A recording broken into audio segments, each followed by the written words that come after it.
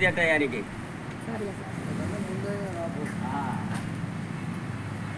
అంటే పేరు ఖచ్చితంగా ఆయుష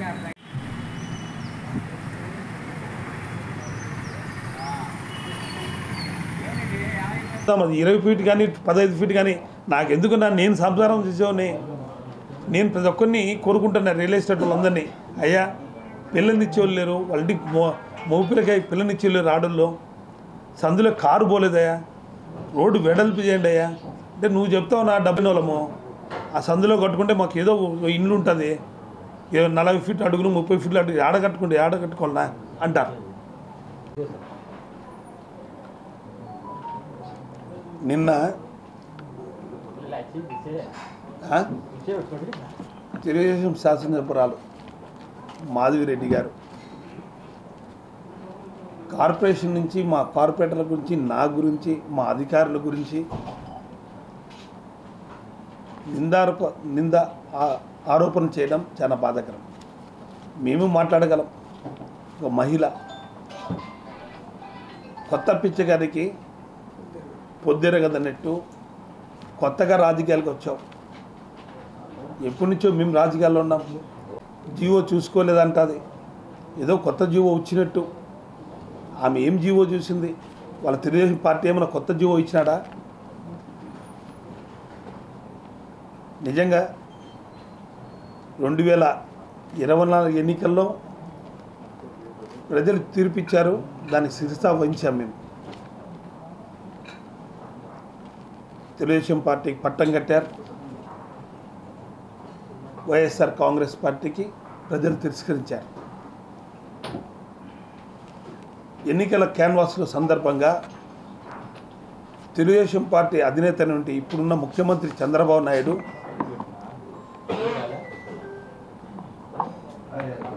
ఎన్నికల్లో చెత్త పనులు చేస్తున్నారు, ప్రజలకు భారం మోపుతున్నారు, చెత్త పన్ను వసూలు చేస్తున్నారు. నేను అధికారం వచ్చిన తర్వాత పూర్తిగా చెత్త పన్ను వదిలేస్తాను ఒక నాయకుడు మాట్లాడితే,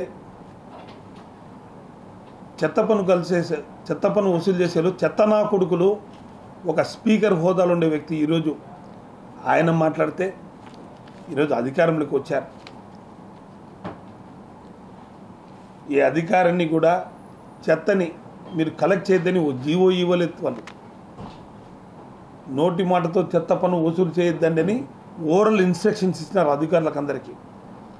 చెత్త పన్ను కూడా వసూలు చేయడం.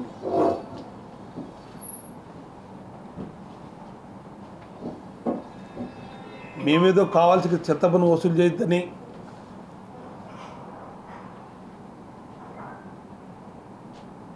క్లాప్ ప్రోగ్రామ్ని మీరు తీసేసేయమని అవక్కులు చవక్కులు మారుతారు. మాకు ఇంకా ప్రజల మీద ప్రేమ ఉంది.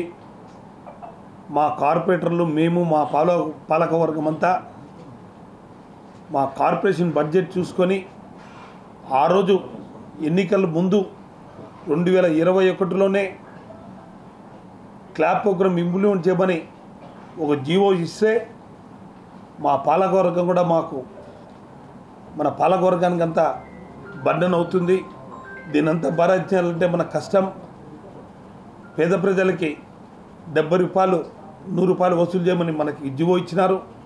కానీ స్లమ్స్లో మనం గవర్నమెంట్ పెట్టిన ప్రోగ్రామ్ క్లాప్ కూడా మనం ఎత్తేయకూడదు, మనం ఇంప్లిమెంట్ చేద్దాం.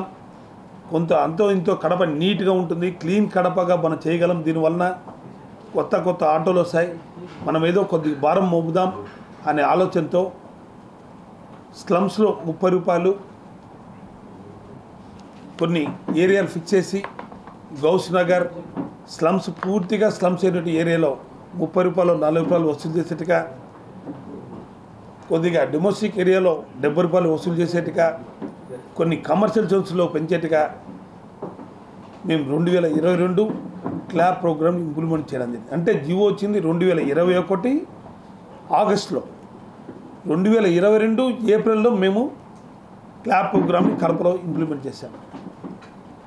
క్లాప్ ప్రోగ్రామ్ ఇంప్లిమెంట్ చేసినా కానీ మా పాలకవర్గం ఎంతో సహకరించి కేవలం 75 లక్షలు ఖర్చు వస్తుంటే కేవలం రాబడి 35 లక్షలు 40 లక్షలు 20 లక్షలు ఒక నెల వసూలవుతున్నా కానీ కార్పొరేషన్ అంతో ఇంతో ఆ బరాన్ని మోయిస్తూ ఓన్లీ క్లాప్ ప్రోగ్రామ్ ఒకటి సక్సెస్ కావాలంటే ఆ డ్రైవర్ ఒకడు బండి తొలగిపోతే వీధిలో చెత్త వేయలేరు. ప్రజలు మాకు మనుషులు పెట్టాలని అన్నప్పుడు ఒక క్లాప్ ప్రోగ్రామ్ అది ఆటోకి 2 వర్కర్ని అరేంజ్ చేయడం జరిగింది. అంటే 100 ఆటోలకి 100 × 2 200 మంది మేము అదనంగా వర్కర్లు అరేంజ్ చేసి క్లాప్ ప్రోగ్రామ్ ఓన్లీ 100 ఆటోలకి 65 లక్షలు నెలకు ఖర్చు వస్తుంటే అదనంగా వర్కర్లకి 200 రూపాయలు ఇంటూ నెలకి 12,000 అది 40 లక్షలు ఖర్చు వస్తుంటే ₹1 కోటి మేము భారం పోస్తున్నాం. కేవలం ప్రజల్లో మాకు ఇచ్చేది 25 నుంచి 30 లక్షలు మాకు రాబడి వస్తాయి. అయినా కానీ కార్పొరేషన్ మేమంతా బరాయిస్తూ ఎన్నికలు అయిపోయిన తర్వాత మీకు క్లాప్ ప్రోగ్రాం పూర్తిగా ఎత్తడం జరిగింది. ₹1 కూడా మీరు వసూలు చేయొద్దండి, మీరు కట్టద్దండి అని చంద్రబాబు ఓవరాల్ ఇన్స్ట్రక్షన్ ఇచ్చి ఈరోజు క్లాప్ ప్రోగ్రాం మేము తీసినామంటారు. ఈరోజు కూడా క్లాప్ ప్రోగ్రాం కడప నగరంలో, చిత్తూరులో అన్ని వెహికల్స్ తీసేసినారు, తిరుపతిలో తీసేసినారు, పొద్దుటూరులో తీసేసినారు, అనంతపూర్లో తీసేసినారు, ఈరోజు నెల్లూరులో తీసేసినారు.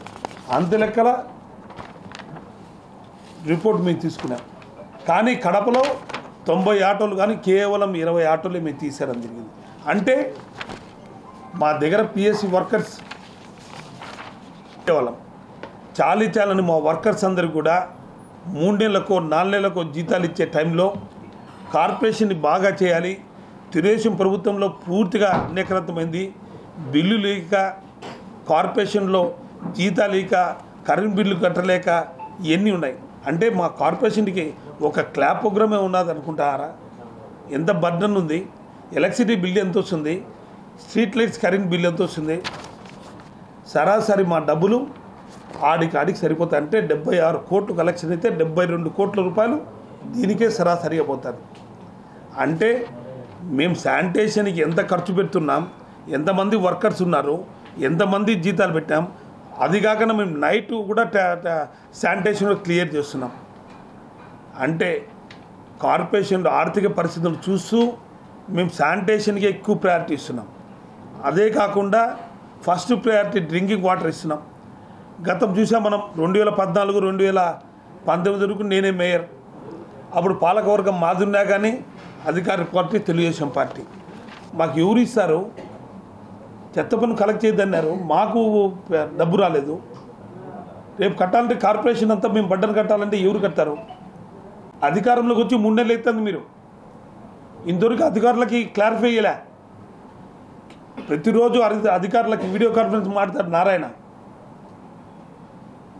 దీని గురించి క్లారిఫై పెడితే నేను చెప్తాం కదా అంటారు 3 నెలల నుంచి.